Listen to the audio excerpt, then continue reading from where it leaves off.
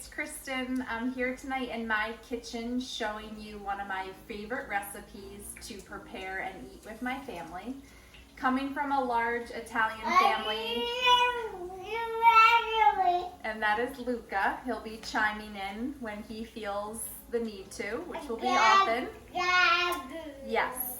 So one of the staples growing up that was a real comfort food for me was chicken cutlets. It's a really comforting food for me. Okay, thank you, Luca. And I'm going to show you how I make it a little bit healthier than a typical Italian restaurant. So we're going to get started. The first thing I like to do is rinse my chicken breasts.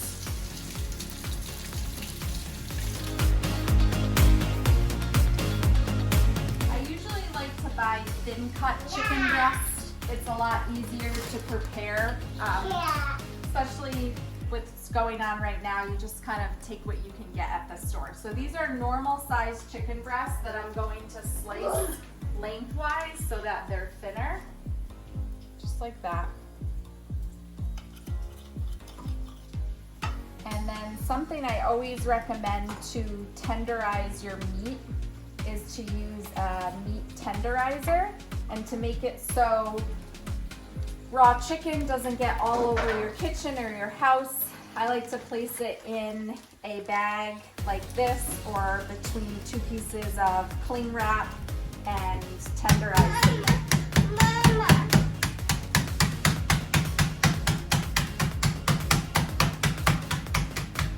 And you don't want to kill the chicken breast.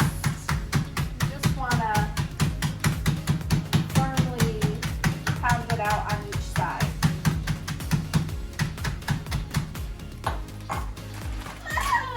And when you're done with that, your chicken breast should be thin and tenderized. I dredge in a little bit of flour, egg, and then the breadcrumb mixture I use is Italian seasoning breadcrumbs mixed with panko. The panko gives it a really nice crispy taste when it's cooked.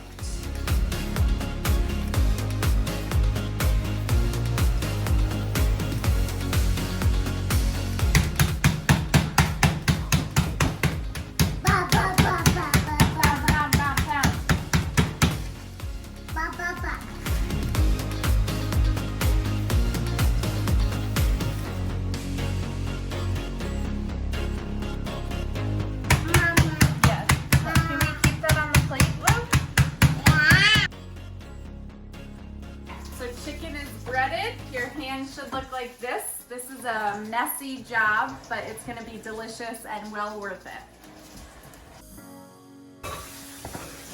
Hey, don't touch me.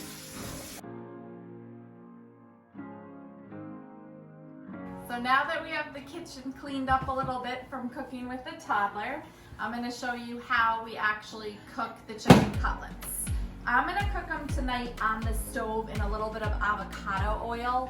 It has a higher smoke point than olive oil, although usually when I cook foods, vegetables, I use olive oil. You can also choose to bake the chicken cutlets drizzled with a little olive oil at 350 degrees for about 10 to 15 minutes on each side, and then you can broil them for 3 to 5 minutes to get them crispy.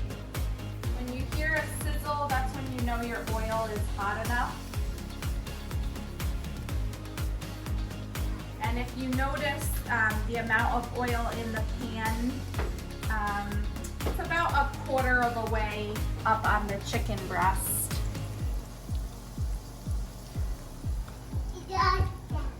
And you let those cook for about 3 to 5 minutes on each side, depending on the thickness of the breast, and then we'll rotate when needed. When I cook, I usually try to think of 3 things that we're going to eat. What's our carbohydrate going to be? What is our protein going to be? And what's our fat going to be? So these chicken cutlets actually take care of all three of our macronutrients. Fat from the chicken and the oil, protein from the chicken, and then carbohydrate from the breadcrumbs. So tonight we'll be pairing our chicken cutlets with some sauteed mini bell peppers with just a little bit of olive oil and pepper.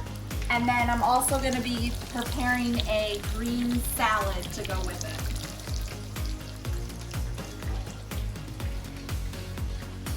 And if you're unsure about how long it takes to cook chicken on your stove or unsure about cooking meats, just give them a flip over and see what they look like. And you can always cut into your meat before you take it off the stove to make sure that it's cooked all the way through. I'm going to turn my heat down a little bit because I want to make sure that the chicken breasts do have a chance to cook. So this is one of my favorite recipes. I was saying in the beginning, I grew up in a large Italian family, and this is a comfort recipe to me, especially during the times that we're all facing right now. I think we all look for those foods and recipes that bring us a sense of calming and happiness when we eat them. And this is definitely one for me that my grandmother used to make, my mom made when we were growing up, and now I make for my family.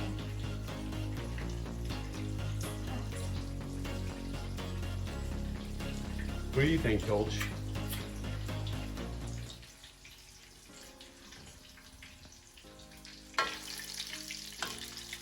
So you want your chicken breasts to get golden. So when they look like that on one side, that tells me that side is cooked. So I'm going to flip them over.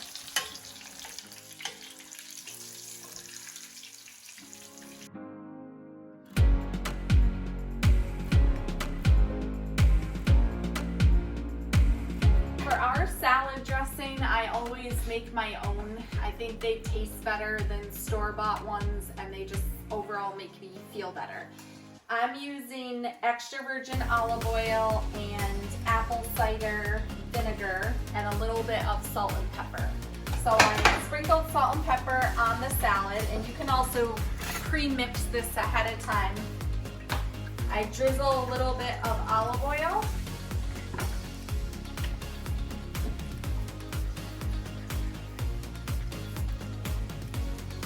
And drizzle a little bit of vinegar. You're going to want more olive oil than vinegar, otherwise it's going to taste very vinegary and be very biting.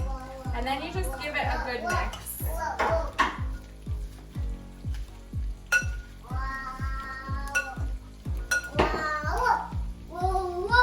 So our dinner is done and ready for tonight.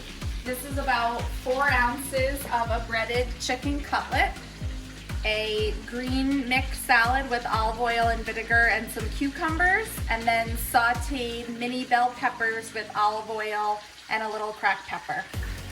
Enjoy! Thanks for watching. Say bye, Rosa. Bye.